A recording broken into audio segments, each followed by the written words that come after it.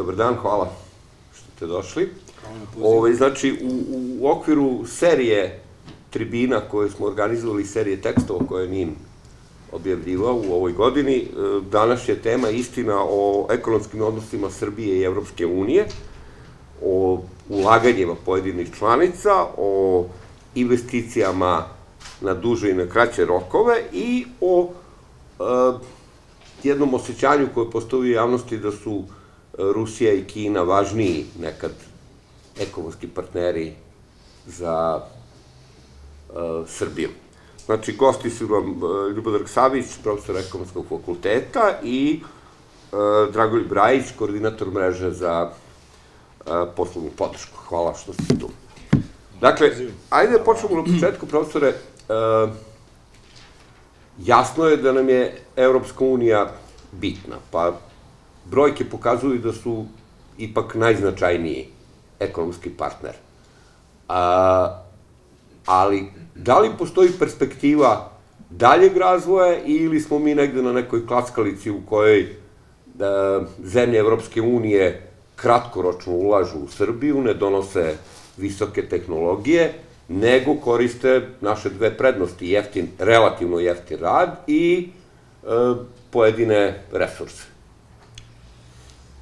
Da, pa prošli smo mi kroz različite periodi odnosa sa Evropskom unijom. Izbilja je nekada Evropska unija bila najznačajniji, zemlja Evropske unije, bila najznačajniji i trgovinski, a rekao bih i u svakom smislu najznačajniji partner. Svet se ubrzano menja. Tada Kina praktično prepoznavali smo je u Srbiji po onim jeftinim i malo kvalitetnim proizvodima. Kina je međuvremeno izrasla u ekonomskog, političkog, vojnog, civilizacijskog giganta i to je činjenica koju mi moramo da imamo u vidu, a na našu nesreću Evropska unija vodi politiku koja će nažalost imati ozbiljne, dugoročne posljedice, pre svega po Evropsku uniju, a naravno time i po Srbiju. Rusija je bila tradicionalni partner Srbije, ne samo, možda čak najmanje u ekonomskom smislu, i to traje vekovima, ne kažemo, decenijama. Srbija, kako god se šta dešavalo, jedini siguran partner u celoj priči je Rusija. I pri čemu su naravno i tu bili i biće naravno promenljivi odnosi s jedne i s druge strane, ali tu osim ekonomskog i nekog drugog interesa postoji i, rekao bih, vekovno prijateljstvo. Sad, kako god i šta god mislili o ovom, da kažemo, trouglu, možda i četvorouglu Sjedinjene Američke Države, koji su zapravo predvodnici Zapada, koji, nažalost, bili smo saveznici u dva svjetska rata, ali retko se moglo govoriti u nekom dužem vremenskom periodu da se nalazimo na istoj talasnoj dužini. Doživjeli smo to da su nas Sjedinjene Američke Države u sred Evrope ili u Evropi bombardovali u nekom možda najtežem trenutku za Srbiju. Ali, naravno, oni su još uvijek sila broj 1, pri čemu situacija se i tu poprilično brzo menja. Njihova pozicija će verovatno u vojnom, političkom smislu, u smislu uticaja i dalje ostati značajna ili najvažnija, ali se bojim, ne bojim, nego konstatujem da će Kina relativno brzo postati ekonomska sila broj 1 u svetu. Ali kad imate dobru ekonomiju, i onda sve ovo drugo dođe u nekakvu prirodi stvari. Sad, Kina daleko, Amerika daleko, Rusija u problemima. Kako god okrenemo, ostaje nam Evropska unija. Bez obzira na sve te razlike, na sve te pritiske. Mislim, ovo što se nama dešava, zemlja kandidat koliko godina. To je nešto što je neprimereno. Ja ponekad imam utisak, ali tužan utisak. Zapravo nas Evropska unija ne želi. Da je Evropska unija pomalo, slobodno rečeno, vežba na Srbiji. Ali svejedno, ekonomski sarađujemo, Evropska unija je za nas najvažniji spoljnotrgovinski partner. Najveći deo naših proizvoda i ono što nije naše, nego njihovo, ali kod nas proizvedeno, odlazi u Evropsku uniju. Najveći broj naše dijaspore zaposlen, živi, radi decenijima u Nemačku. To je druga vrsta veze. Treće, najveći broj stranih direktnih investicija je došao zapravo iz Nemačke. Nemačka je do skora bila ekonomski džin u Evropi i uprkos tome što je imala dva svjetska rata, uvek se, naravno, posle drugog svjetskog rata uz pomoć Sjedinjenih Američkih Država, onih 150 milijardi Maršalov plana koji je otišao najviše u Nemačku. Koja je također bombardovala Nemačku. Tako je, i to ne da je bombardovala, nego razrušila. Amerika je pristana sada na nemačkom tlu, najveća baza, čini mi se u Ramštatu, da veše na tlu Evrope se nalazi u Nemačkoj. Nema Nemačka, da kažemo, neku slobodnu svoju politiku, ima značajan uticaj, ali kako god, samo ovih nekoliko stvari nas sudbinski povezuju za Nemačku. I za Srbiju u ovom trenutku je jako loša okolnost. Šta ko mislio, poštovao, ne poštovao, podržavao, ne podržavao, jako loša okolnost to što se posebno Nemačka u Evropskoj uniji nalazi u prilično teškoj poziciji. I kako ja sad ocenjujem, ova situacija u kojoj se mi sada nalazimo neće se tako brzo završiti. Nažalost, i naprotiv, možemo samo očekivati još veću komplikaciju u tim međusobnim nerazumevanjima, pa čak možda što je najgora moguća stvar, rat na teritoriji Evrope. Ne treba ga isključiti. E sad, da se vratimo... On se već vodi. Pa on se vodi, ali nisu uključeni svi. Neki su uključeni posredno, ali najgora moguća situacija što izgleda neki imaju ambiciju da vode rat protiv Rusije, što je, mislim, potpuno jasan je kraj, kome nije, žao mi je. Mislim, ne možeš ratovati sa nuklearnom silom. To je ono zadnja opcija, ako smo došli dokle smo došli, ima jedna opcija koju ti nemaš. Imaš američke, ali nemaš svoje. A da ne ulazimo u to. E sad, mene najviše zapravo brine ta situacija, posebno za strane kompanije koji su najbrojniji, koji su došli iz Nemačke u Srbiju. Evo je već jedna otišla. Naravno, ovo je kapitalistički svet. Oni zapravo dolaze iz kapitalističkog sveta i ljudi sad liju lažne ili prave suze zašto su otišli. Pa čekajte, u tržišnoj privredi imate svaki dan, ne zna se koliko stotina kompanija koje bankrotiraju, ali svejedno nastanu neke druge, neko zauzme njihovu poziciju i to je praktično jedna normalna situacija. Ali Srbija nije u normalnoj situaciji. Nama su ti strani investitori veoma važni. Veoma važni. To ko misli da nisu i jesu, da su fair prema nama nisu, da su plate male su, da država daje mnogo više nego što zapravo dobijamo, ali to je realna situacija. Nažalost, mi nismo mogli da iskoristimo to prisustvo tih stranih kompanija, neke su samo motači kablova, neke su, boga mi, visokotehnološke razvijene, ima nekog pomaka, da razvijemo domaću industriju. Ali ne može nama Nemačka da razvije domaću industriju ako smo mi unutar zemlje, bez mnogo stila i razumevanja, uništiti našu domaću industriju. Tako da, situacija koja se danas dešava u Europskoj uniji, uopšte u svetu, ne ide, nažalost, na ruku Srbije. Gospodine Rajiću, u temama koje smo obrađivali u ovom okviru ovog serijala, nekoliko srpskih stručnjaka je govorilo da je ekonomska saradnja Srbije i Evropske unije na kolonijalnom nivou. Znači, ulažu se sredstva kratkoročno, koristi se radna snaga, isisava se taj kapital, on se ne vraća kao kada profit se dobije, on se ne ulaže ovde. I koliko je to tačno po vama ta? Pa vidite, kao neko ko se bavi, moja organizacija se bavi zapravo svakodnevnim povezivanjem kompanija iz Srbije, ali iz celog ovog našeg regiona. Čak smo možda jedino aktivno udruženje koje povezuje kompanije s prostora cele bivše Jugoslavije, dakle i Hrvatske i Slovenačke i kompanije iz Bosne i Hercegovine, nešto manje iz Makedonije i Crne Gore, ili tamo manje kompanija sposobnih da ekspandiraju ka zapadu, ali i ka drugim tržištima. Ja mogu da kažem da to dosta zavisi, da se struktura naše privrede, kao i privrede zemalja u regionu za ovih 20-25 godina dosta promenila, jer mi sada imamo i neku mlađu generaciju. Problem je što mi svakog trećeg stručnjaka koga smo iškolovali, mi ga gubimo. On odlazi u inostranstvo i pravi profit tamo. Znači, prvo, geopolitika je nešto o čemu možemo da pričamo, ali mi se bavimo praktičnim onim delom. Mi moramo da pripremimo, kad nama dođe menadžer kompanije i sad on želi da proširi tržište, on smatra da ima neki proizvod koji bi tamo mogao da plasira, mi moramo da prođemo, imamo jednu listu, check listu šta ta kompanija mora da uradi da bi mi negde nju mogli da odvedemo, da je predstavimo. Naša organizacija je član nekoliko evropskih asocijacija poslovnih, mi smo godinama trebali da prođemo kroz tu proceduru i zadovoljili smo kriterijume koje država nije zadovoljila u pogledu svega toga. Mislite na Privrednu komoru, recimo? Ba, ja ne ulazim u to. Privredna komora je državna organizacija. Mi smo privatno udruženje, ali stvar jeste u tome da mi zapravo moramo da počnemo da se bavimo sobom ako želimo da izađemo iz tog podređenog odnosa. Da, mi ne samo da smo kolonija, mi smo i jedina kolonija Kine trenutno na tlu Evrope, ali isto imamo i taj problem sa Evropskom unijom da mi veoma često nemamo šta da plasiramo. Mi imamo firme koje bi, kada bi se promenila politika prema domaćoj privredi, govorim samo o Srbiji, u Hrvatskoj već i Sloveniji nije takav slučaj, jer imamo jako dobru uporednu sliku.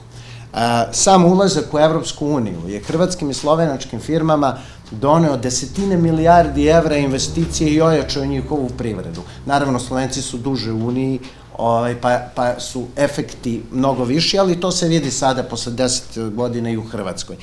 Samim tim što mi se nismo osposobili da uđemo u Evropsku uniju, što se nismo uskladili sa svim onim što se od nas traži, naša privreda izgubila najmanje 15 milijardi evra investicija za ovih 10 do 12 godina koje bi otišli isključivo u privredu. Evo, mi i danas ne možemo da budemo nosilaci nekih regionalnih projekata, pošto mi okupljamo kompanije iz celog regiona u konzorcijama i nastupamo na drugim tržištima. Mi ne možemo da budemo nosioci nekih projekata iz fondova zato što postoji limit. Znači, ne može kompanija koja je iz Srbije da bude nosilac. Ona je najčešće samo partner.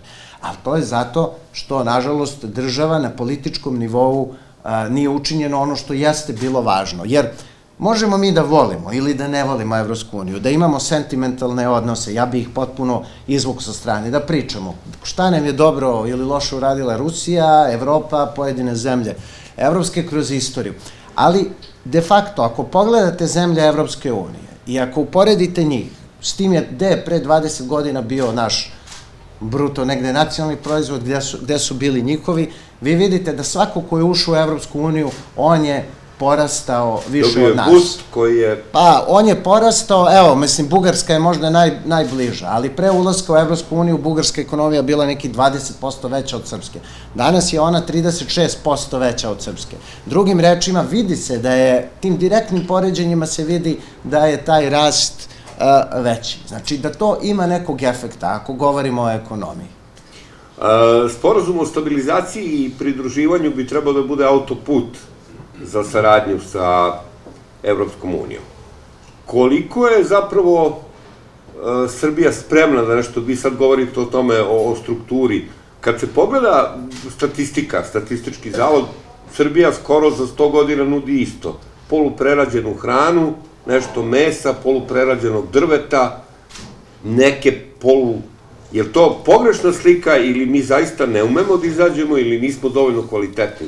Šta je? Pa dobro, imamo pre 2000. godine i posle 2000. godine. Ili možda pre 90. i posle 90. Ja sam decenijama predavao na fakultetu predmet koji se zove ekonomika i industrija. I ako se išta u životu razumijem se u domaću industriju.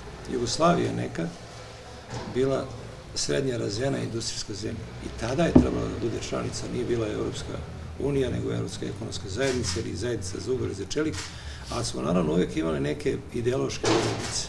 Dakle, negde smo bili, onaj film, nešto između Srbija, odnosno bivša Jugoslavija. To je bila ozbiljna zemlja, šta god ko mislio.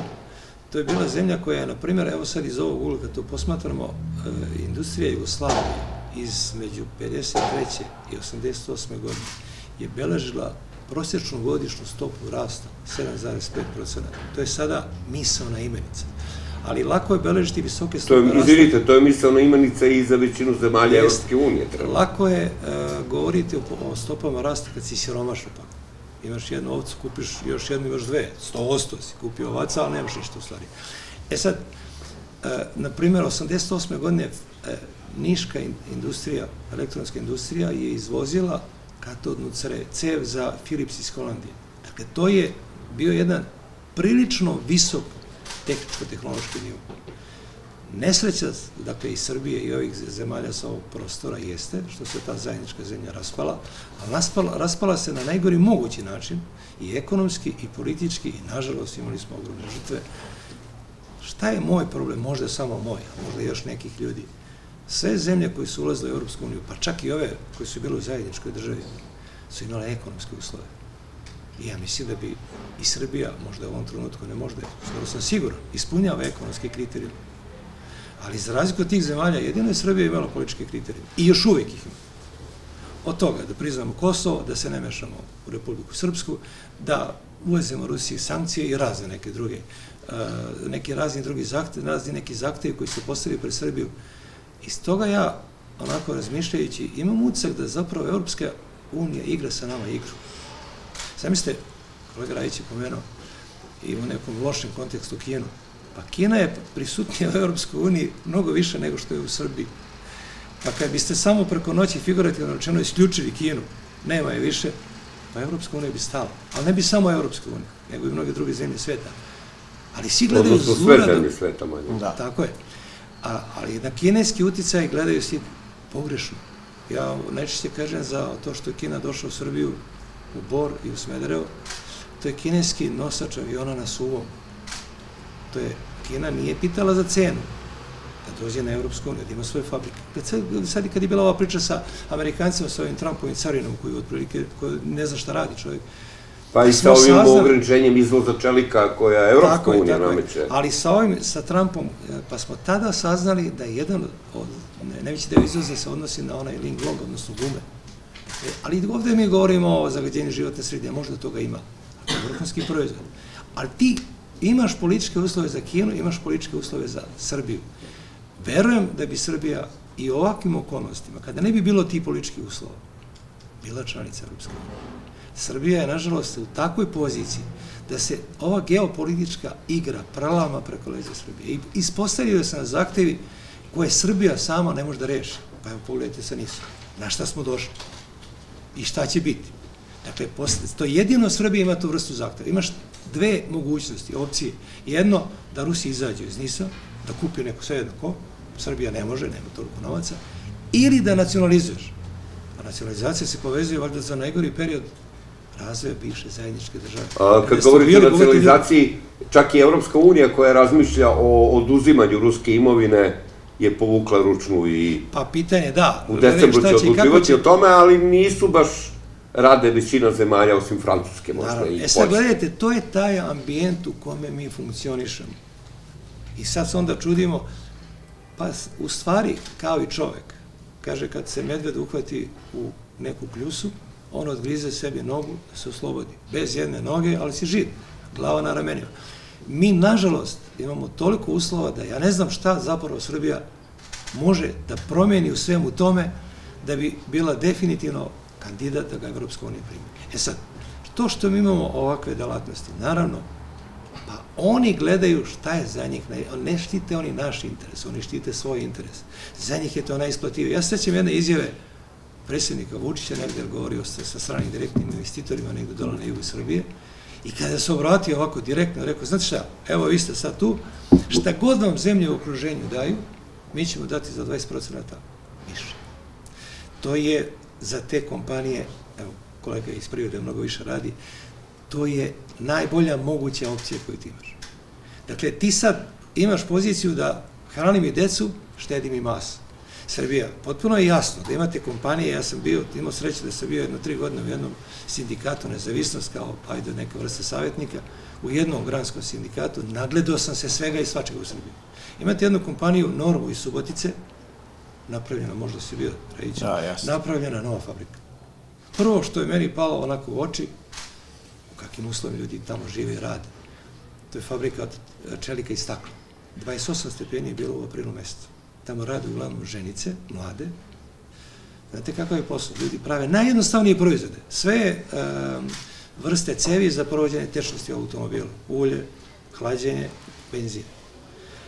Tehnologija iz 19. veka. Imate kao luk, on je šupalj. Neku parče od koga ste da napravite neku krivinu tamo, otkuvate ga u toploj vodi, stavite ga, uvučite ga u taj luk, on zauzme poziciju koju će trebati imati kasnije, to se ispeče, one žene da li na kraju daju neku šernu, dodaju nešto drugo i to je posao kojim se ti ljudi rade, bave i oni žive. Ali ono što me najviše porazilo, znači to su sve kompanije, prosto da znamo o čemu se radi, to su sve kompanije koje nemaju uglavnom tržište svoje, izvan matične kompanije iz Nemačke. On proizvodi za njih. I sad on tamo kaže 5000 pozicija nekih, radi se dan, noć, državni praznik, noćna smena, sve jedno, subota, nedelja, vikend. Logično je bilo da očekuješ da ti tim ljudima platiš. To nije isto raditi noću, nije isto raditi otišao si na godišnju odmora, on te povuku sa godišnjeg odmora. Ne, oni samo beleže 5 sate i kad to ti negde odeš na dopust, kako bi rekli braća Hrvati, oni samo upišete sat. Preraspodeli. To to je takva sudbina Srbije. Naravno, ja mislim da nijedan racionalan čovjek i normalan čovjek se ne miri sa tim. Ali šta nam je drugi izbor? Šta nam je posebno za nerazvijena područja? Zamislite, zapamtio se, još ću završiti time, jednu sliku, Bogom, možda jedno 4-5 godina, misli da je Leoni otvorio fabriku u Prokuplju. Jedna mlada gospođa, možda 35-40 godina, imala 2 dece, došla je na taj skup. Htjela je predsjedniku, nemojte me pogrešno razumjeti, molim vas, da poljubi ruku. Rekla je, koliko god, plata je mala. Ali ovo je prva plata koju ja dobijem posle 5 godina. Prvi novac koji je ušao u moju kuću. Znači, moramo to slojevito, mi iz Beograda drugačije vidimo, ljudi koji žive u tim siromašnim krajima, i ne treba biti nepošten. Ipak i te strane fabrike nisu iste. Ima jako dobrih fabrika i jako dobrih poslodavaca, kao i ljudi u životu, ali generalno oni dolaze da zarade novac, ne brine ih mnogo sudbina tih radnika i Srbije, to je njihov problem, šta će da rade, ali kako god okrenemo i kako udrčamo crtu uz neke probleme, pa mi imamo korist od tih stranih kompanija u Srbiji. Malo pre ste govorili o misiji vaše organizacije. Da li imate utisak da kompanije iz Evropske unije, kada nestanu subvencije državne, kada se završi neki ciklus, izlaze i nemaju trajnu ideju opstanka, ili je to možda pogrešno zato što se obično u medijima ističu najgori primjer? Znate šta, upravo... Evo, da juče čitamo 250 radnika je ostalo bez posla. Vidimo Deleze, izvinite, Deleze je pre nedelju dana zatvorio sve svoje objekte u noćnom radu, što takođe znači da će biti otpuštanja. Da, to se u trgovini očekuje da bude još otpuštanja. Znate kako, ako govorimo o tim kompanijama evropskim, jedna je fokus onoga što dođe do medija, ali vi sad kad uđete i kad pogledate, vi ćete vidjeti da skoro 50% kompanija evropske koje su došle u Srbiju nisu povukle nikakvu subvenciju. Ja vam mogu pokazati ili vas odvesti u čitav niz kompanija koje su došle, izmerile, izanalizirale da one iz različitih razloga to ne žele. Dakle, nije primarno, pa imate čitav niz malih, srednjih, velikih. Možda jedan od najpoznatijih primjera je Panasonic kad je došao, je to poslovnica iz Evrope njihova koja je došla i oni su prvi, među prvima, i ima još, evo, prva koja meni padne na pamet. Siemens isto za jedan dobar deo svojih institucija, dobar deo fabrika nije iskoristio subvencije, za neke jeste, ali ne za sve. To je sad opet pitanje da li ta kompanija ima neke stimulacije koje vuče iz svoje centrale, da li ima mogućnosti, jer i neke države finansiraju, da kažemo, da se kompanija razgrana i da razvije zapravo ceo svoj sistem. To je sad sve pitanje odakle se novac vuče. Međutim, ono što je zapravo, ako govorimo o nama, i šta je naš najveći problem? Mi smo u tom prvom periodu posle 2000. godina, mi zapravo nismo nikada napravili zbog siromaštva, zbog nerazvijenosti, zbog toga što smo mi bili zemlja koja kasni za procesima. Nama je još 1988. i 1989. nuđeno da budemo 13. zemlja koja je trebala da se toj Evropskoj zajednici za ugalj i čelik, Evropskoj ekonomskoj zajednici pridruži. Vlada Ante Markovića i, izvinite, i bio je otprilike plan kad i Austrija, 92. 3. da i mi postanemo. Mi smo umesto toga otišli u nešto što nas je potpuno dovelo u situaciju u kojoj smo danas. Dakle, ne samo što smo se rasturili kao država, nego smo zaratili među sobom.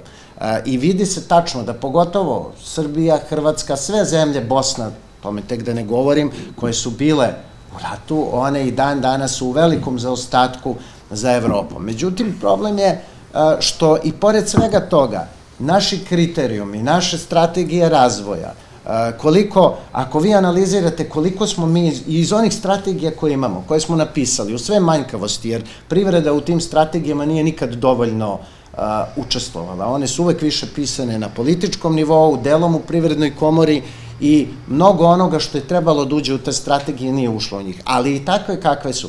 Vi ćete videti da mi nemamo ni 25% ispunjenosti tih planova koji su zacrtani. Prema tome, to pitanje da li ćemo mi biti kolonija ili nećemo, zavisi od nas sami, zavisi od toga gde mi sebe projektujemo u budućnosti, koliko danas nema ni jedne razvijene privrede u Srbiju koja ne ulaže dovoljno u mlade i u obrazovanje.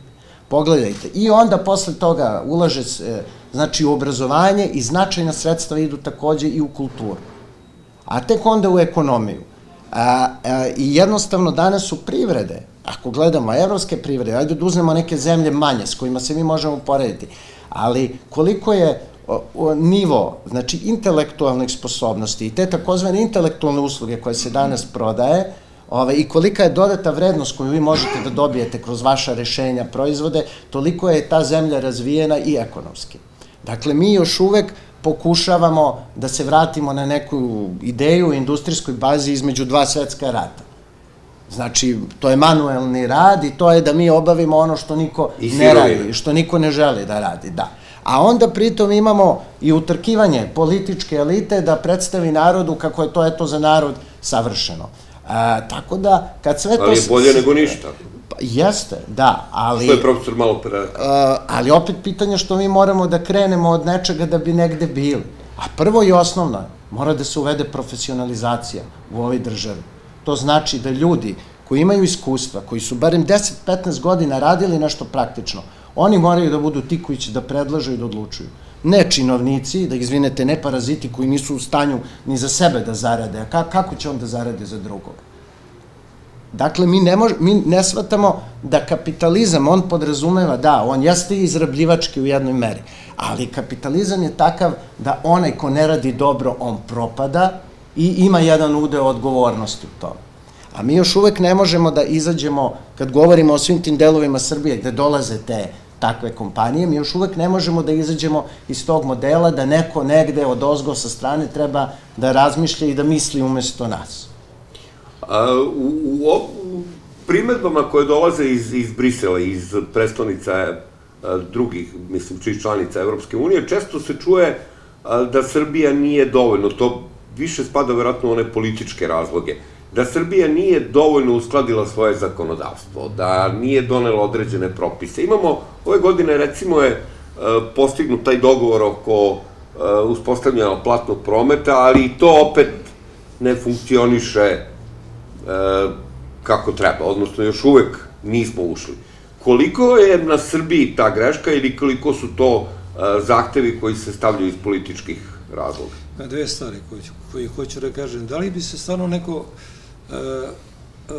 da kažemo, mogo da konstatuje da su zemlje takozvane višegradske grupe ispunili neke od kriterijuma. Ušli su u Evropsku uniju preko reda, bez mnogo ispunjenosti kriterijuma iz prostog razloga što su to bile, znači, zemlje okoštelog, da ne kažem ono Staljinističkog Sovjetskog saveza, koji ima potpuno drugačiji koncept razvoja nego što je Evropska unija. One su preko reda primljene zato što su bile važne za Evropsku uniju i zbog novog tržišta i jeftine radne snage i da izađeš ispod tog, da kažemo, ruskog kišobrana. Srbija, ja 100% sam ubeđen u to da ako bismo samo posmatrali one kriterijume koje postavlja Evropska unija, u ovom trenutku ispunjava značajno više te kriterijume nego što je, na primjer, Poljska, Mađarska, Češka, Slovačka, ali Srbiju neće iz političkih razloga. I to je osnovno... Pa i u zakonskoj homogenizaciji. Nije uopšte sporno da svi ti kriterijumi, u ostalom, možda je Srbija u ovom trenutku najkooperativnija zemlja u Evropskoj uniji, sve što se od nas traži. Pa mislim, u političkom smislu smo progutali, kako je rekao pokojni predsjednik Đinđić, žabu više puta. Ko može da prihvati da ti se raspadne zajednička država, a da ti nemaš definisan status? Ko može da prihvati da ti nema Kosova u sastavu Srbije? Sve smo to nekako potpisivali, računajući da će se, kako ono, ako se seti dan bezbednosti, ali nikako, ili ne dolazi taj dan bezbednosti, ili neće neko da se seti. Tako da sam ja veliki pesimista, da ćemo mi ikad biti članice Evropske unije. To je jedan par rukavica. Drugi, što se mene lično tiče, ja ne mislim više da je Evropska unija magično mesto koje treba stremiti. Mislim da je Srbija, ovo je teška rečenica, ovo je teška rečenica, ali pokušajte me samo razumjeti zašto to mislim. Evropska unija, na našu žalost, gubi poziciju koju je imala, rekao bi, dugo vremena, posebno posle Drugog svjetskog rata, kad se oporavila i počela se razvijeti. Danas su neke druge zemlje, neko ko vuče. Kina je, što se mene tiče, najprosperitetnija zemlja u svetu. Ekonomski ne postoji zemlja koja se može suprotstaviti Kini. Svaki kapitalista, svaki poslodavac dolazi u Srbiju da zaradi. A gledajte šta je naša muka. Imamo možda najbolji mogući sporazum sa Kinom vezano za poljoprivredni proizvod. Čak bolje nego što je što je sa Evropskom unijom. A šta vredi kad nemamo proizvod? I nećemo ih imati. A sad, moje pitanje je za sve nas da razmislimo. Mi smo danas... Što, zašto? Nemamo resurse, nemamo ljude, nemamo para. Ne, slušajte, mi smo danas de facto zemlja... Mi 3/4 ti poljoprivredni proizvode neisplativo je transportovati. Ne, to je sad drugi par. To je tek priča. Samo nešto specifično možete. Ali prvi par rukavica. Mi smo danas privatna privreda. Koliko imate u Srbiji danas fabrika sa 5000 zaposlenih ljudi gde je gazda privatnik? Vrlo je jednostavno odgovor zašto je to tako. Imate Kinu koja je melje mnogo razvijenije zemlje nego što je Srbija. Dakle, imate nekog čoveka koji osmisli neki proizvod ili neku proizvodnju i sve uradi kako treba. I konstatuje na kraju da to Kinezi prave mnogo jednostavnije, jeftinije i kvalitetnije. Dakle, ne možete objektivno da dođete u poziciju, a da nam govorimo o evropskoj konkurenciji koju imate. E sad, to znači da je Srbija mora učiti svoje prošlosti. Ovo je samo ogled na niskom nivou sa stranim kompanijama. Na njih nemaš da računaš dugo ili dugoročno. Oni su tu dok imaju koristi. Kad nemaju koristi, kad nudi neko drugi, oni su dodao. Ali zašto nema domaćih privrednika? Ima ovih malih, koji su opet negde u nekom lancu deo nekog šrafa. Zamislite, da sad ne govorimo o nekim, da kažemo, bivšim gigantima, ali evo, uzmemo Budinku iz Požege, koja je bila imala vrhunski svetski proizvod, koji se bazirao na onom neposrednom okruženju gde ste imali najzdravije, najkvalitetnije voće. Vi zamislite, vi ste u procesu privatizacije, nakaradnom procesu privatizacije, ovde svako mora da ima svoju odgovornost. Vi ste uništili tu fabriku. I koliko je takih fabrika u Srbiji uništili? Zora, u Molu, Podugar, ne možemo sad kukati Budimka. za prosutim mlekom, ali moramo konstatovati neke činjenice, neće nam biti bolje od toga što konstatujemo, da smo neke šanse olako prokockali, da smo neke prilike olako propustili, da smo 90. godina iz poznatih razloga uništili našu industriju, ali što je preživjelo, a nije mnogo, to smo dokrečili sa ovom naopakom privatizacijom. I sada mi hoćemo negde da se takmičimo sa zemljama koje su bile na nižem nivou nego što je Srbija, ali su imali pametniju politiku, ušli su u Evropsku uniju. Evropska unija 70. 80. godina je bila raj na zemlji. Zamislite jednu Grčku gde ste imali do one njihove krize, ekonomske krize, gde ste imali da je Evropska unija izdvajala 500 evra za svakog čoveka koji živi na ostrvu. Greci su znali zašto to radi, ali nisu oni izdvajali, nego Evropska unija. E to vreme je trajno prošlost iza nas. A i nemamo ostrva. Nemamo. Vidim da ste vi isto imali komentar na to. Jel imamo mi mogućnosti uopšte da izađemo sa proizvodima? Vidite, imamo, evo, mislim, mi na tome svakodnevno radimo, ali mi nemamo... Jel nam treba tuđ kapital, tuđe znanje? Treba nam prvo nam treba malo drugačiji, ne malo, čak više, ja bih rekao, sistem obrazovanja drugačiji, treba nam veća povezanost privrede i obrazovnih institucija, treba nam da se naprave programe i kao što su nekad u istoriji Srbije, to je bilo pogotovo pod Obrenovićima, gde smo mi slali mlade ljude, školovali ih negde, vraćali ih ovde i tako smo taj jaz tehnološki i taj jaz u znanju uspevali da preovladamo, ali ono što je najvažnije, prvo privredi treba jedno stabilno okruženje. Ja vam kažem da u ovom trenutku i oni koji imaju proizvod, a malo je takvih, u procentu je malo. Vi ako pogledate, evo, poslednja lista APR-a po profitu, vi ćete videti da, ne znam, prvih 50 firmi u Srbiji vi nemate ni jednu proizvodnu firmu u 100% domaćem vlasništvu. Sem, ne znam, 3 kladionice koje su, to je sasvim nešto drugo, ali to nisu firme koje mogu, kompanije koje mogu potencijalno nešto da izvezu. Sve ove države o kojima mi govorimo i ove koje su ušle u Evropsku uniju, tek da ne pominjemo Kinu i velike, one zapravo imaju dominantnu većinu domaćih takvih privatnih kompanija i to čini neku ekonomiju te zemlje jako. Znači, model u kom smo mi bili do sada, koji je zasnovan zapravo na stalnom, na jeftinoj prodaji resursa, na stalnom zaduživanju, dakle, kontinuiranom zaduživanju zemlje, na korupciji i birokratiji koja je ovde pojela, koja je u najvećoj meri... Na poslovima s državom, gde se ostvarimo najveći profit. Da, jer mi imamo sada trend da zbog toga što naše kompanije poslednje 2 godine i pre ove krize koja sada dolazi, da kažemo, ovaj trenutak u kome smo mi već stavljeni uza zid, ali to je nagoveštavano da će se desiti neko vreme, i pre 2 godine naše kompanije su počele da gube poslove od evropskih partnera kada odemo na neke sajmove iz razloga što prvo, mi nismo u Evropskoj uniji, naše zakonodavstvo nije usklađeno. U Evropskoj uniji prosječan trgovinski spor traje 18 do 24 meseca. Kod nas se kompanije sude 7-10 godina, ne možete da se završe sporovi oko imovine, oko novca. Oni sve to znaju i oni kažu zašto bih ja izabrao vas kad imam u Bugarskoj, Rumuniji i Poljskoj istu takvu kompaniju koja je na teritoriji Evropske unije. Ako dođe do nekih problema, ja znam da mogu da ih uvek tužim sudu i da mogu to da rešavam. Dakle, mi smo sebi dozvolili sa jednim predubeđenjem da smo mi naročito važni, mi treba da se osvestimo. Celokupna ekonomija Srbije između 2 i 4, ako pogledate u zadnjih 15 godina, podatke, između 2 i 4 promila ukupne ekonomije Evropske unije. To znači da smo mi, znači, 2 do 4.000 dela u ovih 15 godina. Mi smo ekonomski, gledano, prilično beznačajni. I moramo od toga da pretpostavimo. Jedino možemo da preživimo u svetlu toga ako se priklonimo nekom bloku i ako budemo jasan deo tog bloka. Mislite da možemo da miramo u kom bloku? Pa vidite, mislite da možemo, recimo, da se priklonimo Kini i onda ćemo... Ne možemo, to je već opredeljeno. Jer možemo Rusiji? Ne, zato što su granice... Znači, kome možemo? Mi ne shvatamo u Srbiji, to nam se jasno u Evropi govori kad odemo, da su granice, da sa razvojem Kine svet klizi u podelu sfera, uticaja. Jedan od razloga što je Rusija započela rat u Ukrajini. Ona u toj novoj podeli želi da uzne što veći deo Ukrajine da bi imala perspektive svoje u budućnosti, kao jedna imperija. To je razmišljanje neki drugi način. Evropa, opet i Amerika zaokružuju svoju zonu interesa. I ta zona interesa je sad povučena do linije Crnog mora. Znači, obmanjuju nas kad nam pričaju bilo šta drugo. Mi smo već u zapadnoj zoni interesa. Ali mi igramo tu igru malog igrača koji je sada tu napravio haos u svom dvorištu, koji ima ta 2-3 promila ekonomske snage i sad naravno jednu rafineriju.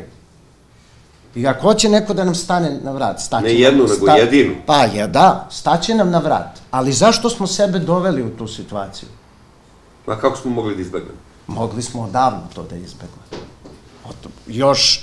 Da ne kažem kad je sve to počelo. Ubili smo premijera Đinđića koji je, da kažem, hteo ovu državu da na vreme uvede u Evropsku uniju kada je to moglo, a gde smo onda išli? Koje stramputice?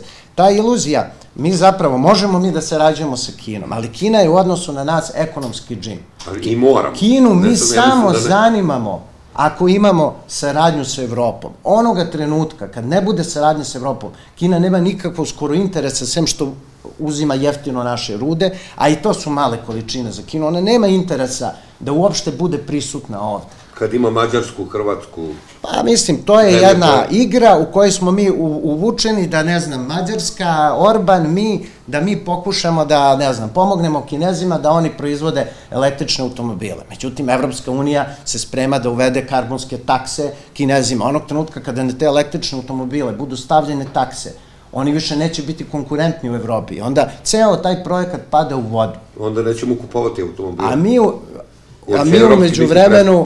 mi umeđu vremenu, one firme naše koje dobro rade i koje treba da se povežu i prodaju nešto, mi šaljemo jedan signal da se ne zna gde smo mi, da li ćemo sutra opet biti pod sankcijama, da li nećemo.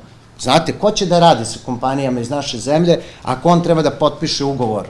Znate kako to u praksi ide? Vi odete, povežete se s nekom kompanijom, ona vam bilo gde iz Evrope, i ne mora iz Evrope, evo, Sjedinjene države, Japan, imamo i takve, Južnoafrička republika, ta kompanija vam traži prvo da pošaljete jedan uzorak. Vi šaljete uzorak, oni to isprobaju. Posle 6 meseci naruče malo više, jedan mali kontingent. Vama treba 3 do 4 godine da vi nešto osetno izvezete, da dođete do 500.000 evra izvoza, na primjer, što je jedna mala cifra u globalnoj spoljno-trgovinskoj razmeni jedne zemlje.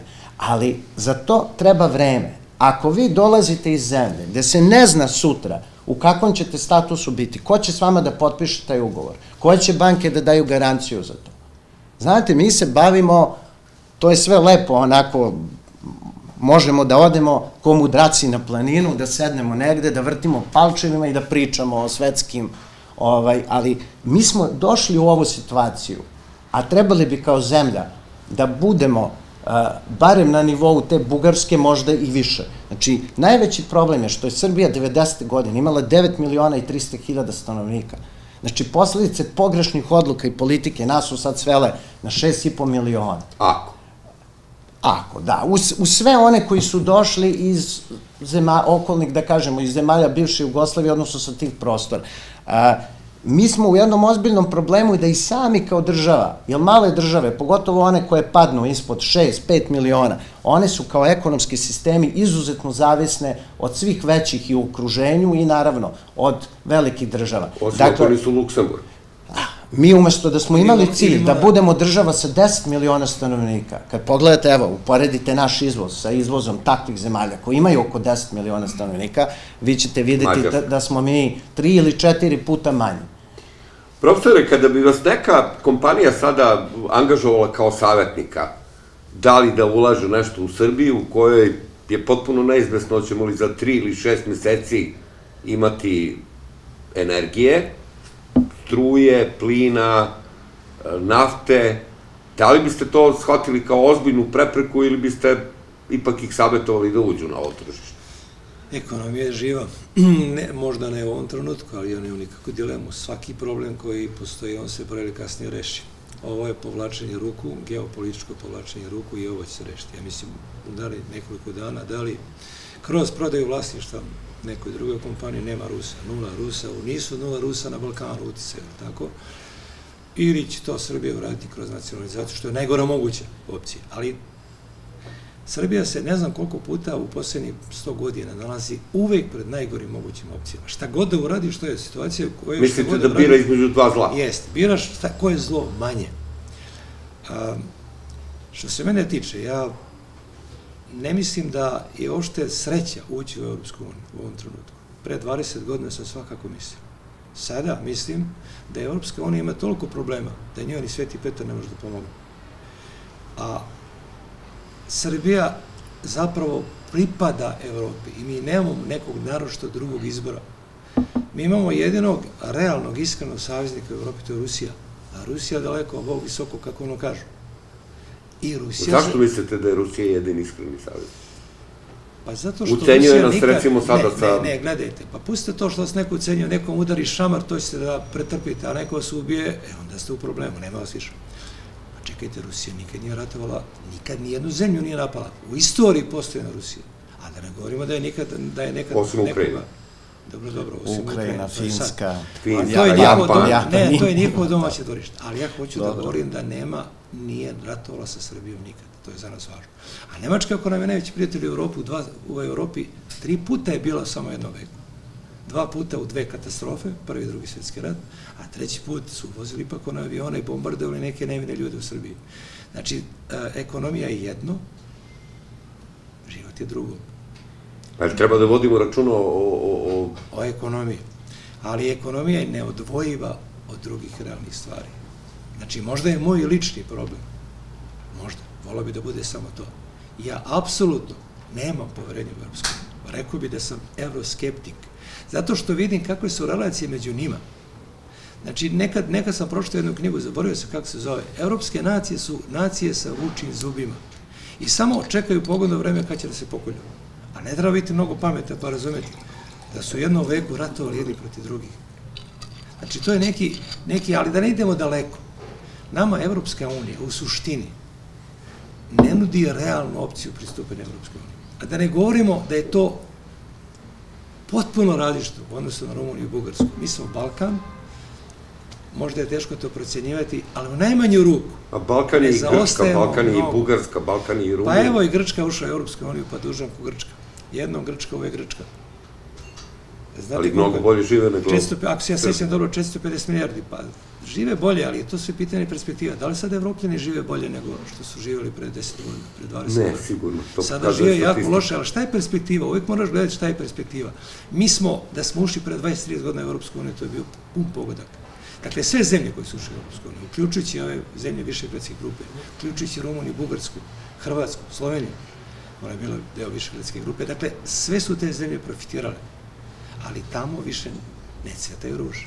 Ko misli da je u Evropskoj uniji cvetaju ruže, debelo se vara. Ja sam bio u Nici u posljednjih 4-5 godina. 2 puta. Veliko razočarenje nosim iz Francuske. Ja sam uvek smatrao, verovatno je to i zbog činjenice da nama Francuska, kako god bila, uvek neki saveznik, kao i Rusija, a drugi nisu. Englezi su nam bili uvek protivnici i Nemci. Jednom Nemac, uvek Nemac. Ali sam razočaran bio nivom životnog standarda, količinom siromašnih ljudi. Gde gledate, imate rasprodaje koji se pojavljuju jednom u 10-15 dana, sve za 5, sve za 10, gde se popriličan broj ljudi opredelio za to. Gde imate u mesari cena mesa 10 evra u prvom satu, cena mesa uveče 3 evra. Svi vode računa, ili veliki broj ljudi tih vodi računa za ta 3 evra. Gledate infrastrukturu, lepo urađena železnica, odnosno tramvajski saobraćaj, a gledate onaj put kojim idu, pa ništa bolje od nas. Ali Francuska je etalon uređene, dobro vođene zemlje, nije više. A to je Evropska unija. To je Evropska unija. Gde pogledate iza svakog ćoška, vidite, a i crnci su za njih izgleda nisu toliko problem. Vidite Arape koji su im veliki problem. Ako smijem tako da kažem, sve najlepše devojke Francuske su udaju za Arapine. Francuzi su nacionalisti, osetljivi su na to, ali ne mogu da promene. To vam je naša borba dala. Dakle, nemojte da ne govorimo o Evropskoj uniji kao etalonu nečega što je dobro. Ona je zaista bila. Da li je čovjek volao ili ne? Ali sami kažete, nema nam života bez Evropske unije i bez saradnje. Razumem, ali to je, biraš najbolje moguće od loših rešenja. Mi pripadamo Evropskoj uniji, to je prirodna stvar, ali u koju mi Evropsku uniju hoćemo da uđemo? Mislite, pripadamo Evropi? I Evropskoj uniji, prirodno pripadamo. I da je bilo sreće, kad je Josip Broz, još tamo 70. godine ili 71. godine, u razgovoru sa William Brandtom, to je bila drugačija politika, drugačija zemlja. Zamislite, jedna velika Nemačka, u naponu snage, najrazvijenija evropska ekonomija, i naš predsjednik jedne male, bez obzira što je bila Jugoslavija, razgovara sa Willy Brandtom, napravi sporazum da mu Brandt, odnosno Nemačka, daje milijardu maraka da preživi, jer bila ekonomska kriza, i sklopi sporazum da naši siromašni ljudi iz istočne Srbije, iz Bosne, mogu da rade u Evropskoj uniji, odnosno u Nemačkoj. Tada su ljudi, ja se sećam 66. godine, nisam imao mnogo godina, kad je igrao Partizan sa Realom, ironija sudbine, da je jedan čovek koji je otišao u Evropsku uniju, donao jedan mali portabli televizor i gledali smo, slabo se slika videla, a to selo, moje selo imalo struju, a on nije imao struju, ali on bio u Evropi, u Francuskoj i donao neki portabli televizor pred koga si mogao gledaš neku sliku. Te Evropske unije, nažalost, više, i te Evrope, nažalost, više nema. Još malo pre smo dotakli temu zakonskih regulativa. Znači, kada pogledamo medije, kada pogledamo proizvode, na njima vrlo često piše ekološki, zaštićeno, proizvedeno iz recikliranih stvari, nije korišćen dečiji rad, Nike se reklamira, poštuju se prava radnika u Adidasu, kad se proizvodi u Bangladešu, Indoneziji i tako dalje.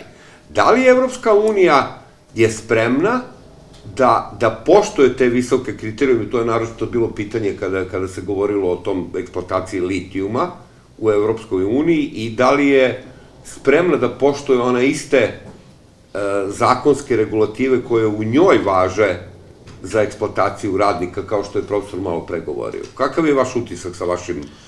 Pa vidite, to opet zavisi koliko svaka zemlja koja je ušla u Evropsku uniju, koliko ona je iznutra uređena, koliko ona drži do sebe. Ne, mislio sam u Srbiji da li je spremna to kad dođe. U praksi mi imamo, ako pogledate statistiku, mnogo se manje puta su se ti slučajevi dešavali u evropskim kompanijama koje rade u Srbiji, nego nažalost i u našim domaćim.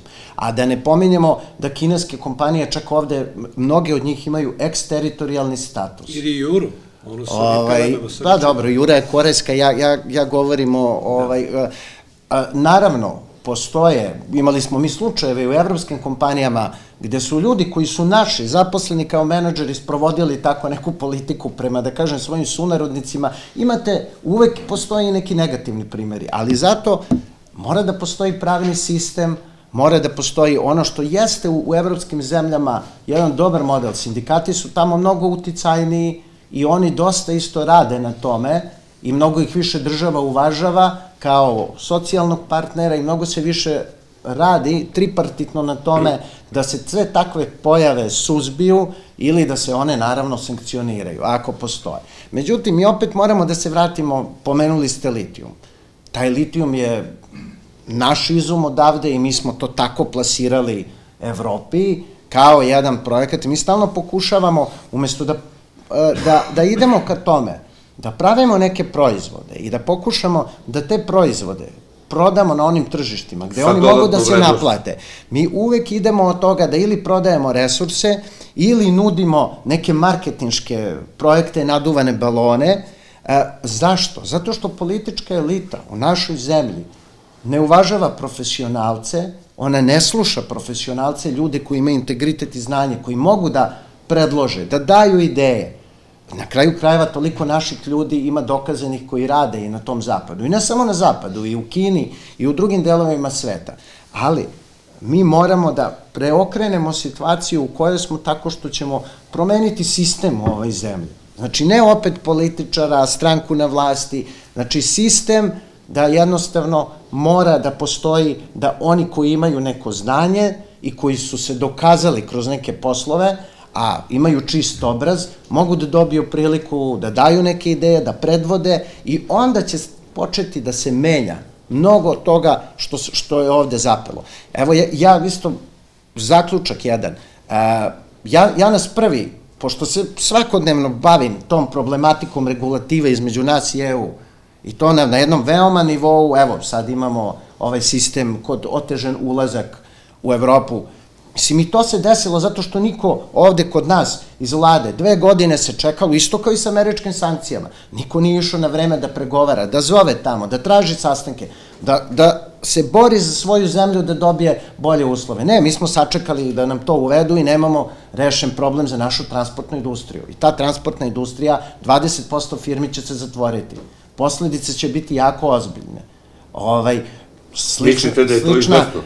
To je veoma izvesno. Mi radimo svaki dan sa tim kompanijama. Zbog vremena koje se obračunava i kako se Zbog vremena, zbog troškova, zato što vozača zapravo nema da se angažuju dodatno, čak i kad bi se doveli iz, ne znam, Pakistana, iz nekih drugih zemalja, za to je potrebno vreme i naše firme će definitivno izgubiti poslove, već su počele da ih gube. Ali evo da se vratimo na to.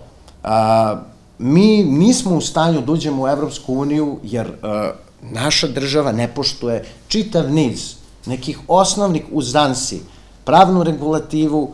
Evo vam primer. Sproveli smo u zadnjih 8 ili 9 godina, samo pogledajte broj velikih infrastrukturnih projekata sprovedenih bez jednog tendera. To je i u svakoj evropskoj zemlji gotovo nezamislivo.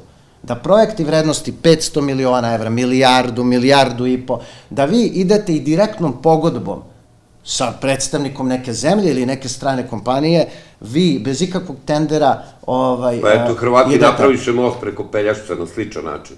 Pa da, ali jeste, ali to je išlo na sličan način, ali opet prošlo procedure Evropske unije.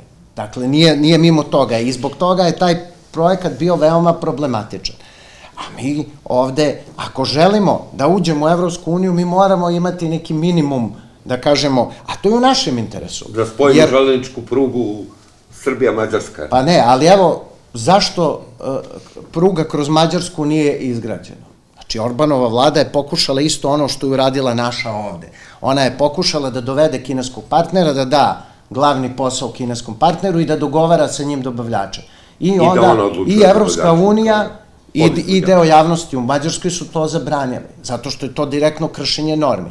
Tender se ne organizuje zato da bi vi izabrali kako vi hoćete, ne znam, ponuđača. On se angažuje da bi vi dobili maksimalan kvalitet usluge za najbolju moguću cenu. I zbog jedne jako važne stvari, što ako raspišete tender, svaka ta firma koja se prijavi i bude podizvođač, ona mora da ima reference, ona mora da ima inženjere, ona mora da ima stručnjake. Ne bi se nikad desilo ovo u našoj zemlji da smo išli tim putem.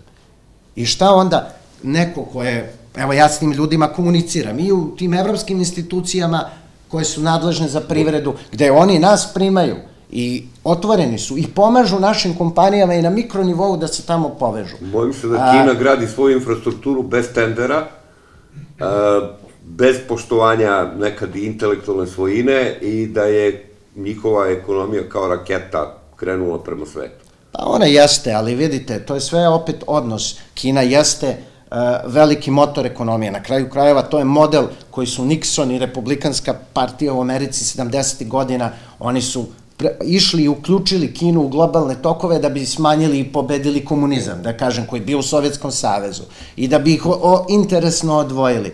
I naravno da je Kina to iskoristila i kao zemlja koja je mnogoljudna i koja je jedna od najstarijih civilizacija na svetu, ali mi se ne možemo opet gurati među velike. Jer znate kako, Kina jeste takva kakva je, ali 59% proizvodnje Kine se plasira na zapad.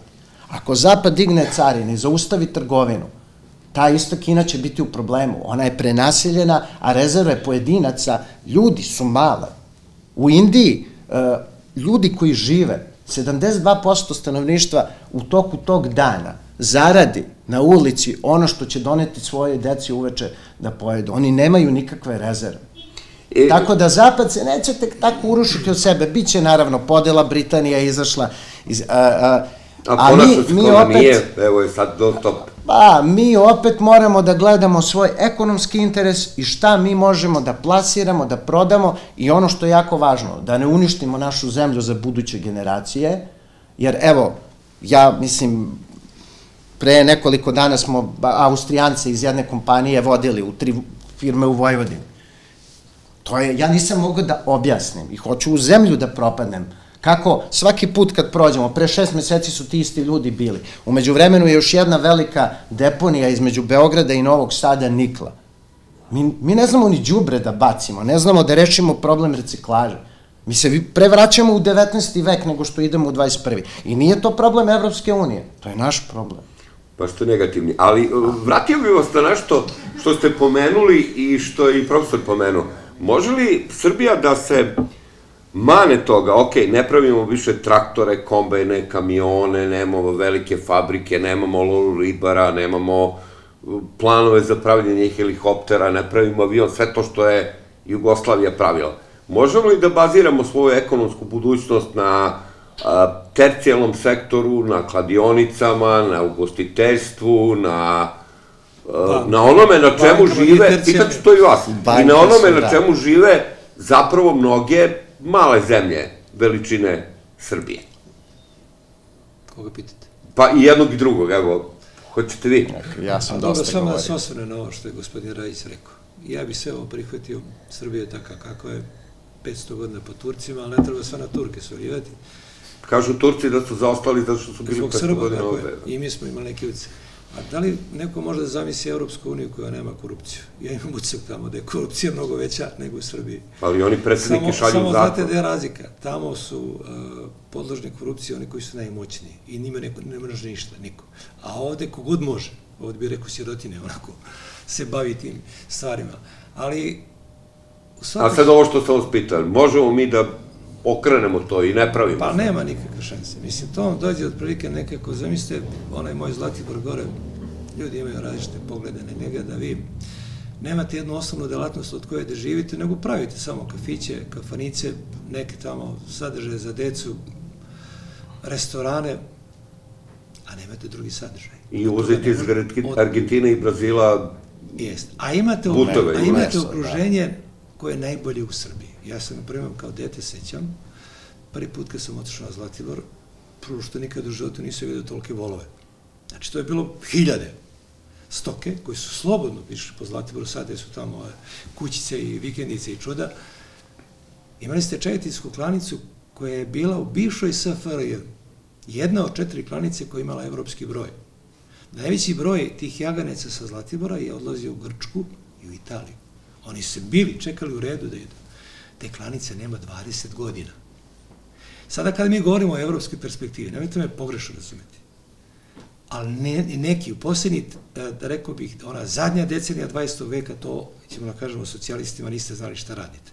Olakšavajuća okolnost, imali smo ratnu situaciju, imali smo sankcije, ako je ovo što je olakšavajuća, ako ovo što treba tražiti. Prvih 10 godina, ovi koji su došli na vlast, da pitamo njih šta su oni radili.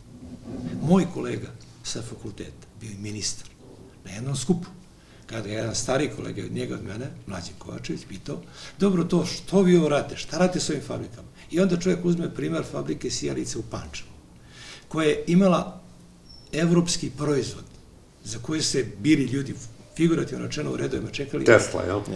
Pustili su da propadne. Znate šta je Mlađa Dinkić rekao? Pa dobro, profesor, svo dužno uvažavanje, ali mi sad živimo u vremenu tržišne prirode u kojoj sve što mora da propadne, nek propadne. A sad zamislite zemlju koja je izmoždena sankcijama, koja je isključena iz Europske unije, gde smo na kantice kupovali gorivo, zamislite tu, zadužena, bez industrije, bez proizvodnje, i sad ti došli stranci, doneli ti šarenu lažu. Prodaju ti ovim velikim lancima, nije mnogo skupo, ali ne vredi ništa. A u Srbiji kažu da hvala lepo, bar imamo i ovo. A kad to prođe, dođe ekonomska kriza 2008-2009, onda pokažete zapravo da je car go, da imate ekonomiju. Profesore, kad god potražite neki proizvod na svetu, uvek se naći da nekoga proizvodi jeftinije nego što vi možete. Ja mislim da ne postoji ni jedan proizvod... Ali ako mogu samo za Kinu, ovo što je govorio gospodin Rajić, može Trump i Evropska unija dovedu carine Kinezima 200%. Znate ko će propasti? Evropska unija i Amerika. Neće Kinezi. Tajna uspjeha, kineskog uspjeha, samo leži u dve činjenice. Što imate? Dole na nivou, to će gospodin Rajić vrlo dobro razumeti, znači proizvodni radnici. Najgori mogući položaj tih ljudi, bez bilo kakve sindikalne zaštite, nema sindikata, ili možda ima to da sedemo da se ispričamo ako da se žalimo. I na nivou zemlje imate političko rukovodstvo koncentrisano u liku jednog čoveka. Ili politbiro koji ima, ne znam, 10-300 ljudi. Šta to znači? To znači da figurativno rečeno ti možeš planine da pomeriš, jer ti zapravo imaš nisku cenu radne snage, nema sindikalne zaštite. Imaš ljude koji čekaju. Jedan moj prijatelj je bio dobio neki tender za vojsku i policiju uniforme da ih obezbedi. Otišao u Kinu. Kaže, ja došao u jednu fabriku da razgovaram s ljudima, tamo 100 ljudi stoji u redu. Ja pitam, je li ovo štrajk? Nema, kaže, toga u Kinu. A šta je ovo? Kaže, to su ljudi koji su potpuno osposobljeni sve da rade. I jedva čeka, Boga moli da neka tamo žena padne u nesvijest, neko da oseče prst, da sede na njegovom mestu. Pa da li iko može takvu zemlju u produktivnosti rada da pobedi? Ne može. Zapad se industrializuje, razvijao. To ne treba mnogo govoriti. Imaju monopol. Ima jedna knjiga Prljava Amerika iz 1995. godine, ja sam mislila oni kaubojski filmovi, da je to neka onako umetnička sloboda. Dan D, u kome su zakazali indijansku zemlju, neki tamo dan 25. avgust ili otko znam koji, ko dokle stigne zauzme pobode Kočić, kaže ovo je moje. Na tome je nastu zapad. To je eksploatacija Afrike. Ima mnogo knjiga koje govore da je planska privreda i dokazuju da je planska privreda lošija od tržišne. Jeste, ali znate kako rekao Mao Tse-tung? Nije važno da li je mačka crna ili bela, važno da lovi miševe. Šta je sad važno za nas Srbe da se priznanimo potpuno? Briga mene, da li ćete biti kapitalizam ili socijalizam? Da li ćemo biti članica Evropske unije ili nećemo? Meni je važno da pronađemo mehanizam koji će obezbediti pristojan život ljudi. A mi u Srbiji previše vremena gubimo. Da li ćemo biti članice Evropske unije, da li nećemo? Da li ćemo ispuniti otvorite na ovaj klaster? Pa čekajte, mi idemo u Evropsku uniju koja propada. Ali samo da, ne znam da li sam rekao da, ako sam rekao, izvinjam se ako ponovim, da završim misao. Znači, možeš 200% uvesti carine. Ali šta to znači? Kina će se prilagoditi. A da li će preživjeti Evropska unija? To je Trump se zaleteo. Pa on je uveo carine na kineski i evropski čelik i aluminiju, još za vreme one krize 25%. Nekoma Bogu pomoći. Kod carina, kada se ograđuješ bodljikovom žicom, ti u početku imaš koristi od toga. Dugoročno ti si u problemu. To je isto kod čovjek, kad ima tešku bolest i zna se manje više ishod i ti piješ neke lekove koji znaš da ti štete, ali si trenutno malo u boljoj situaciji. Ali zna se šta je ishod, prije kasnije ćeš umreti. Tako je sa ekonomijom. Zamislite, rodonačelnike slobodne tržišne privrede koji uvode carine. To nešto nije normalno. Meni, kao profesor, dvogodišnji profesor ekonomije, i neshvatljivo, to ne mogu da razumem. A šta u stvari znači? Dok smo mi bili najbolji, pa carina nisu trebali, slobodna konkurencija. Sada kad postoje neki koji su bolji od nas, sad ćemo bolji kao žice oko nas.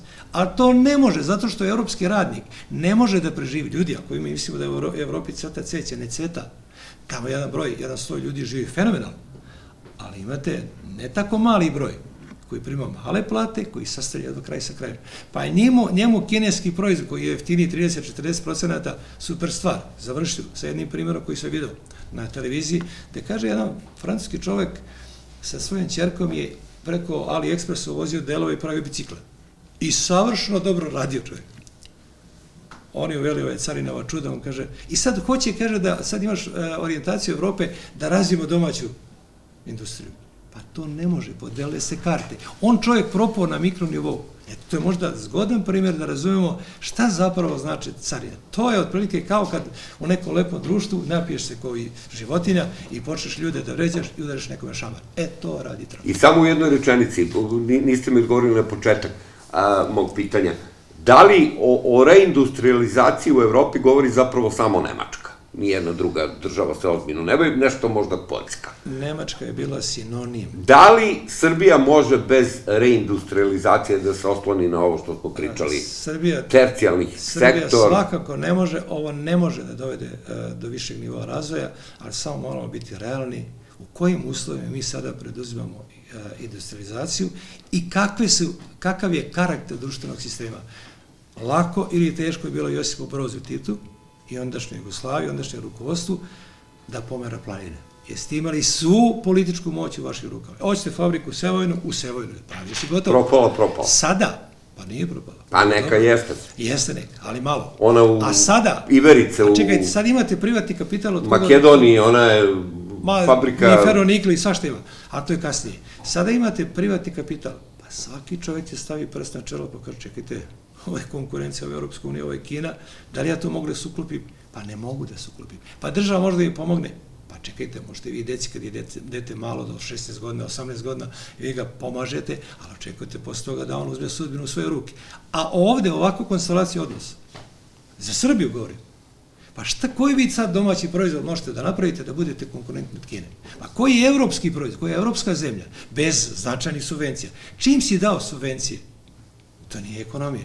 Ti se lišio nekog, da kažemo, neke viške vrednosti. U Kini su isto subvencije jako značajne državne, pa da, tako da sve je to, znate kako, ja se opet ne slažem da i u ovim uslovima uvek je vreme za reindustrializaciju i za jačanje industrije. Zašto? Ja priželjkujem to, procenjujem da ne može. Evo vam model Poljske države, kako su oni zapravo došli do toga da su sada jedna od država koja je, da kažemo, ima najprosperitetnije što se tiče razvoja industrije. A oni su pre... Ima ona dosta stanovnika, ali ja opet govorim u onim razmerama o kojima mi možemo da pričamo. Oni su napravili popis, to je bilo još 98. 99. godina, kad smo mi naravno ovde imali intervenciju NATO-a i sve što se dešavalo, 20.000 svojih mikro, malih, srednjih preduzeća, koja su već nešto radila ili izvozila u druge zemlje. Znači, grupa stručnjaka je onda sela sa tim menadžerima, razradili su se planovi, šta je na mikronivou, šta je koje kompaniji potrebno. Danas vi od tih 20.000 imate 9.500 velikih kompanija. Znači, posle 18, koliko? Nisu sve bile Greenfield, neke su kupovali, neke su... Poraslo dete 18. Vi danas... Recimo, oni su kupili nemački metro... Da uzmete, evo, baza kompanija kojima mi radimo, par industrija, pa neke druge asocijacije, da napravite taj popis, da vidite ko šta izvozi, ko šta dobro radi, šta ima potencijal za razvoj, šta ne. Da stanete iza tih kompanija, ali da im napravite sistemske takve preduslove, da one mogu da rastu i da se razvijaju.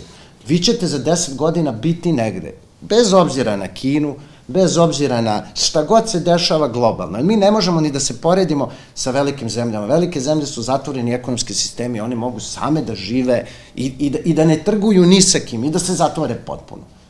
Sad pitanje je na kom nivou. Kad kažete da se zatvore potpuno, svetska FAO, kako se zove, za hranu, je objavila da postoji samo jedna država na svetu koja proizvodi sve što pojede, Gvajana. Znači, u 8 kategorija samo oni to pokrivaju. Nego u jednoj rečenici, jer se slažete s profesorom da možda više nije vreme za Evropsku uniju i da je svejedno da li će Srbija ući u Evropsku uniju? Po meni nije svejedno. Mi ćemo potpuno ovde zaostati.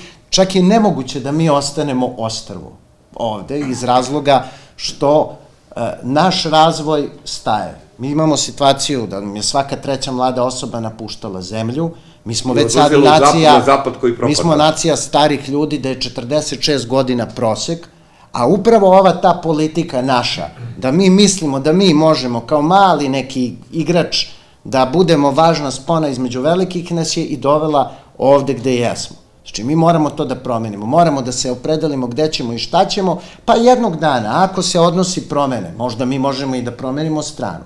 Ali u ovom trenutku, u narednih 10-20 godina, to će teško biti moguće. I drugo pitanje za kraj, da li se slažete s profesorom koji kaže da je centralističko odlučivanje na ekonomskom nivou neophodno u ovom trenutku, takozvani, ajde da kažemo, državni kapitalizam? Pa evo, mi svo ovo vreme imamo državni kapitalizam.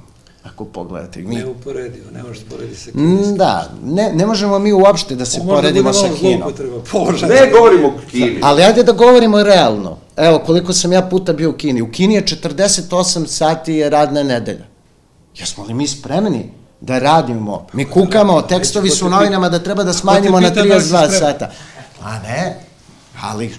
Jel ove novinar neko pita ovde kada... Ali mi ne možemo kao Kina, mi ćemo to dovedemo, onda će da gledaju mladi ljudi, svi da nam pobegnu u ove zemlje okolo se žive. Neće niko da bude izrabljivan, on hoće, oko njega Evropa, on hoće uslove kakve ima naše okruženje, naš kontinent. Tamo da se radi 12 sati ili 10 sati ili 8 sati postoji demokratija, ali ne može se preživiti. Profesore, će pobeći negde ljudi u zemlju gde će dobiti onaj generalni dohodak, ono koji se svima isplaćuje. Iz Srbije, ili uopšte generalno? Da, iz Srbije, a i uopšte. Jel verujete u tu priču da će uvođenje veštačke inteligencije, automatizacija, robotizacija i tako dalje, vi sad govorite vozači fali, kažu za 30 godina neće trebati vozači. Jel verujete da će se deliti pare tako da bi neko imao što da troši? Ali ništa se neće specijalno desiti sa dolaskom veštačke inteligencije. Neke stvari će, delatnosti biti jednostavnije. Evo sad, i za vas novinar. Majka Marak, tako imaš informaciju, razgovaraš lepo sa onim tamo kako god hoćeš, tamo postaviš pitanja, da li su sve tačne, da li su sve potpune, to je posebno pitanje. Nije to prvi put. Naprimer, tamo još se bio stent izveštaj Rimskog kluba 73. godine je bio katastrofalan. Znači, neki intelektualci skupili, pa procenjivali koje su perspektive razvoja sveta, pa su konstatovali da se svet razvija mnogo velikom brzinom i da neće biti dovoljne energije i sirovina i da će udariti u takozvane granice rasta. I to se nije desilo. A Fukuyama je tvrdio da dolazimo u raj. Svaka nova stvar, znate šta, svaka tehnologija sama po sebi je izuzetna. Samo se razlikuje po tome kako je ljudi upotrebljavaju. Da će prave sa tom novom tehnologijom atomske bombe, pa će da unište Japan, 2 grada, ili će da rade nešto da to bude za korist čovečanstva. Međutim, problem čovečanstva jeste što postoje ne tako veliki broj, ali dovoljno veliki broj sebičnih ljudi, koji ima 10 puta više nego što mu treba, ali hoće da ima i 20 puta više od te. Ja sam pitao jednog poslodavca, odnosno privatnika, zašto je to tako? A on kaže, ali kad izgubiš korak, možeš da propadneš. Znači, negde se razlikom običaja svet od onih bogatih ljudi, niko ne razumije. Bogati, ja imamo neko objašnjenje i neko opravdanje, znači ti ne možeš staneš, moraš da ideš sve dalje. Ali malo na svetu ima ljudi, entropičnih ljudi, ljudi koji su spremni da učine svet boljim. Kapitalizam je tu najgori od svih mogućih sistema, jer on nema nimalo milosti, srpskom rečenicom rečeno, prema radnicima. Govorili smo prema onima koji su siromašni, koji treba da žive pristojno. Ne vidi ih. A pogotovo danas u korporativnom kapitalizmu u kome se funkcioniše tako kako funkcioniše, svi upru prst u Kinu i svi kažu da je tamo ropski rad bio. Više nije. Kada rasteš, sve ti je bolja situacija. I sad, ako samo mogu jednu rečenicu, može biti dobra za ovu priču koju govorimo, 79. godine Deng Xiaoping, kineski predsjednik, je razgovarao sa američkim državnim sekretarom Henryjem Kissingerom. I svašta tamo pričali i onda on njega pita, dobro, možete vi, zamislite Kinu, socijalističku, dogmatsku, možete vi da primite naše mlade ljude da se školuju kod vas? On kaže, možemo. A kaže, a koliko biste vi poslali vaših mladih ljudi? 300 miliona. Ne, on kaže, koliko možete da primite? 300 miliona. A onda nastavak rečenica još jedna, znaš, i sad kad to završi, njegovi savjeti s njemu kažu, počekaj bre, neće se vrati više od polovine ljudi. A on kaže, ako dođe 10%, dobro je za Kinu. E sad, ta Kina ne može nikad, 5000 godina, imali 3000, ne može nikad da izgubi. Može samo da zastane, da ima problema, a ove evropske zemlje, neka to bude, kako da kažem, moj zaključak, evropske zemlje vrlo često ne znaju šta rade. Sada nekim je Bogu pomoći, a nama zajedno sa njima. Hvala vam i samo za kraj kratko pitanje za vas. A uprkos politici, uprkos lošim, uprkos najavama kriza i kriza koje traju od one pandemije pa sve, može li srpska privreda, srpska ekonomija uprkos srpskim političarima da opstane i da napreduje? Ili je u rukama političara sve? Iako je situacija, eto, uglavnom dosta toga što smo danas pričali je negativno, ali treba reći da Srbija ima žilave ljude i Srbija ima jedan značajan procenat preduzimljivih ljudi koji jesu sposobni. Ali, opet se vraćamo na nešto drugo. Mi smo, nažalost, u društvenim naukama ozbiljno zastranili, kao nacija. I potpuno, mi pokušavamo sa logikom s kraja 18. 19. veka da je primenimo sada na 21. vek. I zato ne možemo da nađemo svoje mesto. I ne možemo sebe da projektujemo u budućnosti šta mi hoćemo da napravimo od ove zemlje. I džaba nam je što se bavimo drugima, ne treba da se bavimo drugima, nego treba da se bavimo sobom. Dakle, moguće je napraviti, i to vi možete da vidite po Srbiji, da postoje jako dobri primjeri i pored politike i svega. Naravno, postoje i čisto političke firme i kompanije, ali takve firme obično kad se promeni vlast potraju još par godina, retko koja preživi transformaciju. Ali mi moramo da napravimo taj model da bi mogli da reindustrializujemo s jedne strane zemlju, ali ne samo da reindustrializujemo. Mi moramo da intelektualne kapacitete države i ljudske resurse pre svega sačuvamo, da im ovde nađemo mesto, a onda će stvari početi da se menjaju. Gospodine Rajiću, profesore Saviću, najlepša hvala. Hvala i vama. U ime redakcije NIN-a. Hvala vam. Pretpostavljam da nemate pitanja. I hvala ovim ljudima što su nas istrpeli ovaj sat. Malo sam ušao, ali ja moram da iskoristim jednu priliku na ove stručnjaka da postavim pitanje. Dakle, govorili smo geopolitika i šta ja znam, kraje godine. Nazire se uskoro će početak ove naredne godine. Svi parametri koji su bili postavljeni kako zbog naše domaće krize, tako i zbog situacije u svetu, čini mi se da se ne ostvaruju. Primjer radi da strane direktne investicije su, po nekim mojim saznanjima, manje ili niže 40% u odnosu na isti period prošle godine. Znači, sa 5 milijarde oko 3 milijarde. Ja sad da vas pitam, 1. januar, dakle, uskoro bi trebalo budžetska projekcija da se radi, na pomolu su nam je 1. januar. Siban, kvote, vezane za čelik, NIS, gas. Može li Srbija u ovakvim uslovima, pa ma kakva da je politika, leva, desna i šta ja znam, da bilo koji način dovede nekog stranog investitora, to je prva stvar, i može li u ovakvoj situaciji, već je i MMF predvideo par nekih parametara, da se može najaviti da bilo šta može bolje da se desi, ajde, uslovno rečeno da kažem, nego ove godine. Za koga je pitanje? I za vas, i za gospodine. Da. Ćete reći, ili ja? Možete vi slobodno prvi. Pa dobro, živimo u teško vreme, već smo to konstatovali ovde. Sreća je da dođe bilo koji investitor u ovom trenutku u Srbiji, ali čitajući međunarodne prognoze, ali i statistiku, nisu to rezultati koje sada ostvarujemo isto u pravu. Znači, značajno su lošije nego što su bili prošli ili pre, ne znam, 5 godina, ali pogledajte malo statistiku drugih zemalja.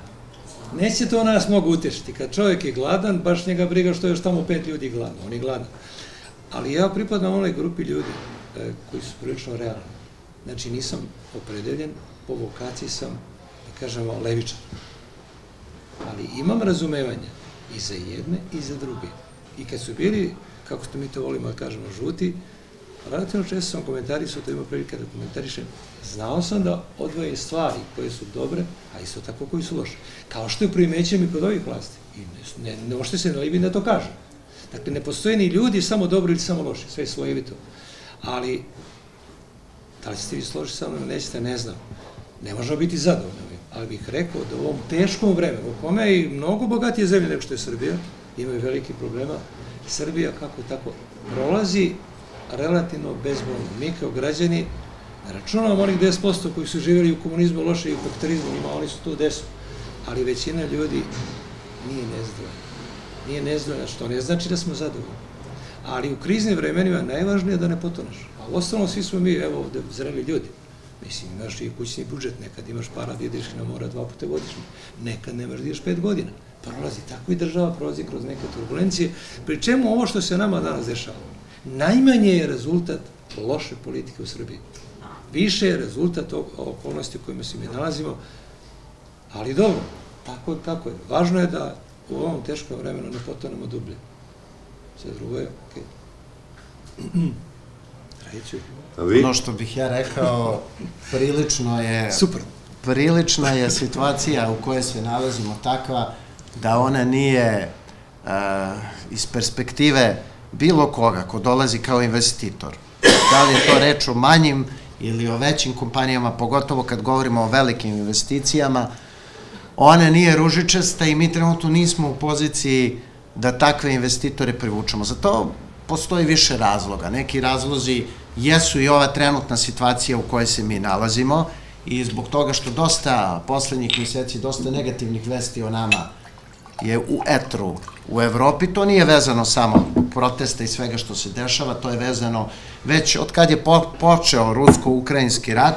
Mi smo na velikim sajmovima gde smo vodili grupe kompanije iz celog regiona, odjednom su počele da se postavljaju pitanja. Da li ste vi, od toga da su nas pitali da li je vaša zemlja stvarno otvorena u ruski satelit, da li ćete vi da uvodite te sankcije, da li nećete, da li važi evropsko zakonodavstvo, ugovori, stabilnost, poslovni čitav niz pitanja. Od tada smo videli da je interesovanje jako zahladilo i kod nas je moguće u ovom trenutku privući samo kompanije kojima će država da da mnogo novca, drugim rečima neku veliku šargarepu, a kao što vidimo, to se uglavnom pokazuje da je tu veća dara nego mera i da to uopšte nije jedan model, taj model je čak šta više iscrpljen. Mi čak i u IT industriji imamo situaciju da i neke američke kompanije koje su bile zainteresovane da ovde dođu su sad poslednjih meseci odustale zato što više ne mogu da nađu dovoljan broj ljudskih resursa, programera, developera i sve te pozicije koje su im potrebne. Dakle, mi smo zbog sada dostigli taj jedan plafon, jer sa jedne druge strane mi više nemamo toliko ni jeftine radne snage, minimalac je rasto 4 puta brže nego prihodi kompanija, odnosno produktivnost. To je dobro za ljude koji žive od toga, ja se slažem. Ali je to ono kako je nas, da kažemo kako je politička elita predstavljala ovu zemlju i ja sam to više puta doživljavao na tim nekim skupovima u inostranstvu i bio sam apsolutno protiv toga da vi izađete i da kažete prva rečenica mi smo zemlja jeftine radne snage, jer kad to vi kažete bilo kom investitoru, on odmah vas vidi da ste vi nula, a onda još neko i radi džabe tamo. Znači, niko neće svoju zemlju, pa čak ni oni iz afričkih zemalja predstavljati na taj način. To je jednostavno jedan pogrešan koncept. Ja znam da je političarima to problem, najvažnije je zaposliti, otvoriti nešto, slikati se, ali mi na to više ne možemo da računamo. Sa druge strane, ograničenje, negativan prirodni priraštaj koji traje od kad su počeli ratovi do dana današnjeg, da kažemo od 90-ih pa nadalje, ekonomska kriza posle je doveo do toga da mi nemamo ni dovoljno ljudi koji bi mogli sada zadovoljiti te neke apetite. Mi ćemo narednu godinu provesti u borbi zapravo da sačuvamo kompanije koje su ovde došle. Biće veliki problem ako pod dejstvom Trumpove politike koja trenutno ide da se veliki deo američke kompanija vrati u Sjedinjene Države. Kod nas je trenutno prosek zarada u američkim kompanijama u Srbiji 40% veći nego u nemačkim kompanijama. To će biti izuzetan udar ako neke od tih kompanija reše da se povuku iz Srbije, a već u nekim razgovorima sa IT menadžerima ima nekih naznaka da se za neke to razmatra. Dakle, mi ćemo sad biti u jednoj situaciji da ćemo morati i da se borimo i da pregovaramo i da nudimo možda nešto dodatno da oni tu ostanu, a kao što vidimo novca nema. Mislim, naš prioritet je Expo, a nije, mnogo bi bio pametniji taj prioritet, okrenuti se, podržati domaće kompanije koje mogu nešto da izvezu i zadržati bar te koje imamo. Ali na sve to mi imamo uvod u energetsku krizu, o tome se piše, evo ja sam bio prošle nedelje u Berlinu, gde su ovoliki naslovi u nemačkim novinama o tome, o celoj toj situaciji Rusija, gde Nemci iznose primjer kako su oni isplatili zapravo gasne Gazprom i još neke kompanije, kako su oni to rešili kod sebe kad je počeo rat.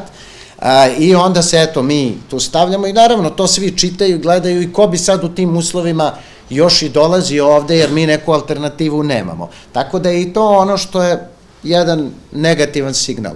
Prema tome, trebalo je o svemu ovome što se dešava delovati ranije, razmišljati ranije, već sam taj početak rata je značio da mi moramo da promenimo ovde našu politiku, na stranu emocije, na stranu kako smo učeni od malena, treba preživeti i treba obezbediti da imamo budućnost, da naše deca ostanu u ovoj zemlji, jer ako ona ne ostanu, onda je sve ovo besmisleno. I kupovati skup američki gas. Ako mogu samo jednu rečenicu, kad je bila onaj famozni COVID, razgovarali smo, došao je predsjednik Nemačkog sindikata metalske industrije. I pričali smo svašta i ovaj predsjednik sindikata ga pita, hoće biti otpuštene radnika u Srbiji u vašoj kompaniji? Znači šta on rekao? Neće, za sad. Vi ste posljednji koji ćemo otpustiti, gde ćemo otpuštiti? Ja mislim, jedan pahat je Nemac, ovaj čovjek očekuje normalno, kao predsjednik sindikata, da bar imaš neku reč uteke. On kaže, neće, za sad. A vi ćete posljednji, prećemo, ne znam, u Bugarskoj i tamo ne. Tako da ne pričamo dalje. Hvala lepo. Hvala i vama. Hvala vama na pozivu i na sve.